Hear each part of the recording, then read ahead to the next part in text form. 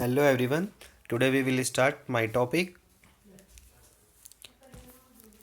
of the Indian deserts. Indian deserts. What is a Indian deserts? Indian deserts क्या है?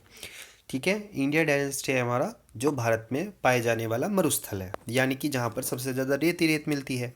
Indian desserts को हम दो टाइप से कहते हैं। इंडियन डेजर्ट्स में ये भी आता है कि जहाँ पर बर्फ़ पूरी धरती पर बिछी रहती है, जैसे लद्दाख में, तो हम उसको कोल्ड डेजर्ट्स कहते हैं। ठीक है, एक होता है वार्म डेजर्ट। राजस्थान के थार में जो मिलता है वो हमें वार्म डेजर्ट्स कहा जाता है। The Indians lie toward the western margins of Aravalli hills. ठीक है, और ये हमें क्या मिलता है? अरावली हिल्स के पश्चिमी भाग में देखने को मिलता है। ठीक है, ये हमें अरावली हिल्स के कहाँ मिलता है? पश्चिमी भाग में देखने को मिलता है। The it is the undulating sandy plains cover with the sand dunes. ठीक है, और ये रेतीले मैदानी भागों से, रेतीले भाग से पूरा का पूरा ढका हुआ है। ठीक है, दिस रीजन्स रिसीव वेरी रो low rainfall below the 150 mm per year. और यहाँ पे 150 मिलीमीटर से भी कम क्या होती है? वर्षा होती है। क्यों? क्योंकि यहाँ पर सूर्य का प्रकाश यानी कि कर्क रेखा होके गुजरती है, तो यानी कि ट्रॉपिक ऑफ कैंसर गुजरने के कारण ही यहाँ पर क्या होता है? यहाँ पर ट्रॉपिक ऑफ कैंसर गुजरने के कारण ही यहाँ पर सबसे ज़्यादा, सबसे कम रेनफॉल होती है।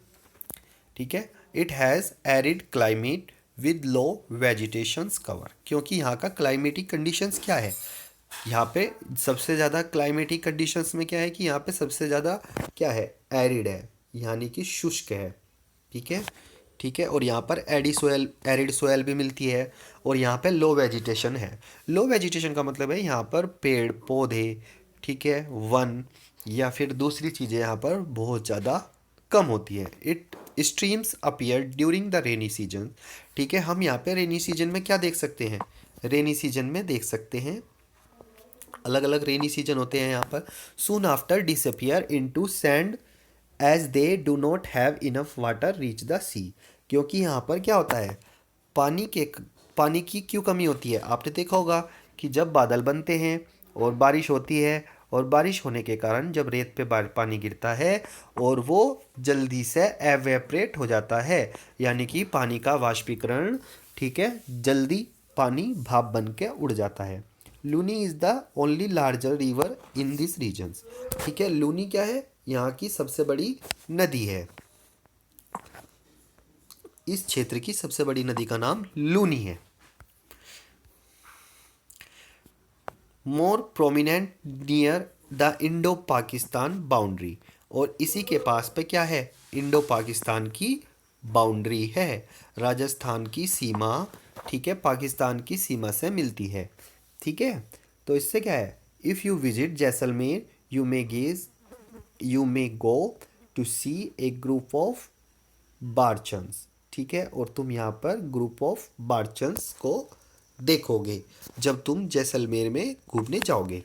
द कोस्टल प्लेन्स वे प्लेन्स होते हैं, इनको हम तटीय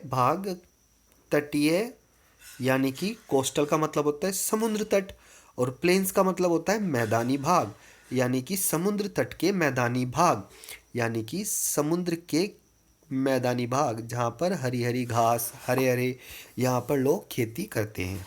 ठीक है, the peninsula plateau flank by stretch the narrow coastal strips. Coastal strip का मतलब है कि कोस्टल जहाँ पर बहुत ही कम मात्रा में तटीय रेखा दिखाई देती है हमें। ठीक है, तटीय रेखा के किनारे, यानी कि कोस्टल स्ट्रिप का मतलब है कि बहुत ही नैरो, यानी कि आप देख सकते हैं कि कितने, जितना जो एरिया है, इस एरिया में ही हमें क्या मिलता है? मैदानी भाग मिलते हैं, इसलिए इसे कोस्टल स्ट्रिप बोलते हैं। Running along the Arabian sea on the west. ठीक है, और क्या है? देखो, ये वाले तो ईस्टर्न वाले मैदानी भाग हो गए, और यहाँ पे क्या हो गए? वेस्ट वाले। वेस्ट की साइड में क्या है? Arabian sea. ठीक है, और ईस्ट की साइड में क्या है? Bay of Bengal.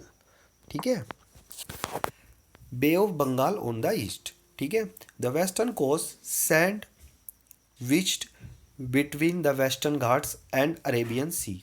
ठीक है, जो हमारे वेस्टर्न कोस्ट है यानी कि पश्चिमी समुद्र तट मैदान है, वे क्या हैं, वे रेतीला भाग है उसमें, क्योंकि वे पश्चिमी घाट के यानी कि वेस्टर्न घाट के और अरेबियन सी के बीच में पड़ते हैं। Is a narrow plain. Narrow plain का मतलब होता है, आपने नैरो नैरो वो पहनते हो आप जीन्स, तो नैरो देखते हो कि आप बहुत ही छोटी होती है। नैरो का मतलब है छोटा हो जाना, नीचे से छोटा और ऊपर से चौड़ा। ठीक है, ठीक है। इट कंसिस्ट ऑफ 3 सेक्शन, और ये 3 सेक्शंस में बटा हुआ है। Northern part of coast is called the Konkan, Mumbai to Goa. ठीक है, और मुंबई टू गोवा को कोकण तट बोलते हैं, कोकण कोस्टल लैंड बोलते हैं। फिर the central stretch is called the कंकड़ प्लेन्स। ठीक है, इसको हम कंकड़ प्लेन्स के नाम से जानते हैं। ठीक है, और वही the southern stretch is referred the Malabar coast. ठीक है, और मालाबार कोस्ट बोलते हैं। ठीक है, मालाबार कोस्ट क्या है, मालाबार कोस्ट में ही अगर हम कह लेंगे कि भारत में किस राज्य में सबसे पहले वर्षा होती है, तो केरला के मालाबार तट पर ही सबसे पहले भारत में वर्षा होती है। ठीक है, और कहने लगे कि भारत में सबसे पहले वर्षा कब होती है, तो भारत में सबसे पहले वर्षा हमारे दक्षिण बिंदु पर होती है। ठीक है, चलो अब पढ़ते हैं आइसलैंड। आइसलैंड क्या होते हैं, तो you have already seen that India has a vast mainland. ठीक है, भारत के पास क्या है, एक वास्ट मेनलैंड है। ठीक है, आइसलैंड। ठीक है, you have already seen India has a vast mainlands beside the country has the 2 groups of island. आपको पता ही है कि 2 ग्रुप्स ऑफ आइसलैंड में है। ठीक है, आपकी वेस्ट पार्ट में है हमारे लक्षद्वीप, और ईस्ट पार्ट में है हमारे अंडमान निकोबार द्वीप समूह। You can identify these island groups, और आप इन्हें आसानी से प्राप्त कर सकते हो। Located the Lakshadweep island groups and laying close the Malabar coast of Kerala. ठीक है, कि मालाबार तट कहाँ है, मालाबार तट है आपका केरला में। ठीक है, दिस मालाबार कोस्ट के पास ही आपका लक्षद्वीप समूह है। ठीक है, this groups of island is composed of some coral island, और इसे हम कोरल आइसलैंड भी बोलते हैं। कोरल क्या है, कोरल एक प्रकार के समुद्रीय जीव होते हैं जो रंग बिरंगे होते हैं। ठीक है, ये मैं आपको आगे जब भी पढ़ाएंगे अभी पढ़ाएंगे फिर बताएंगे कोरल क्या होते हैं। Earlier they were known as the Laccadives, the Minicoys, the Amindivi. ठीक है, और ये क्या होता है, लैकादीव है, इसमें मिनिकॉय है और अमीनदीव है। ठीक है, in 1973 these were the name as a Lakshadweep. इसके अंदर 3 द्वीप हैं। ठीक है, द्वीपों का ये समूह है। ठीक है, लकायद्वीप, मिनिकॉय और एमिनद्वीप। ठीक है, क्या है कि ये 3 द्वीपों का एक समूह है लक्षद्वीप। इन 1973 में क्या हुआ, इनका नाम लक्षद्वीप रख दिया गया। It cover the small area of 32 square kilometre. यह 32 वर्ग किलोमीटर के स्मॉल एरिया को कवर करते हैं। Kavaratti, who is Kavaratti. Kavaratti island is the administrative headquarter of Lakshadweep. Kavaratti Lakshadweep की राजधानी भी है और इसका एडमिनिस्ट्रेटिव हेडक्वार्टर भी है। ठीक है, this island group has the great diversity of flora and fauna, और यहाँ पर अलग अलग प्रकार की फूलों की और वन्य जानवरों की जनजातियाँ भी पाई जाती हैं। फ्लोरा एंड फाउना का मतलब क्या है, फ्लोरा एंड फाउना का मतलब है कि यहाँ पर फ्लोरा का मतलब है फूल यानी कि फ्लोवर, और फाउना का मतलब है जंगली जानवर। The biodiversity of wild animals, the biodiversity of flowers, रंग बिरंगे अलग अलग प्रकार के फूल पेड़ पौधे यहाँ पर मिलते हैं, यानी कि अलग अलग प्रकार के नेचुरल वेजिटेशन यहाँ पर मिलते हैं। The Pitti island which over the inhabited has a bird sanctuary. यहाँ पर क्या है, पक्षी अभ्यारण्य भी है। ठीक है, यहाँ पर क्या है, एक पक्षी अभयारण्य भी है, क्योंकि आपने देखा होगा कि आदमी क्या करता जा रहा, अलग अलग प्रकार के पक्षियों का शिकार करता जा रहा। तो यहाँ पे सरकार ने पक्षियों के संरक्षण के लिए यहाँ पे एक पक्षी अभयारण्य भी बनाया हुआ है। ठीक है। द कोरल पॉलिप्स, कोरल क्या होते हैं इनके बारे में देखते हैं। Coral polyps are the short live the microscopic organisms. ठीक है, कोरल्स क्या हैं, देखो मैं बता रहा हूँ कि समुद्र में रहने वाले ये क्या हैं, ये ऊपर पेड़ पौधे हैं। ठीक है, इनको बोलते हैं फाइटोप्लैंक्टन, और इन्हीं के नीचे छोटे छोटे जीव हो जाते हैं। ठीक है, और कोरल रीफ्स इन दोनों को बोलते हैं। ठीक है, इन्हें क्या चाहिए, ये आपस में एक दूसरे से जुड़े होते हैं। ये क्या है, इनका सिम्बायोसिस, यानी कि एक दूसरे से जीवित रहते हैं।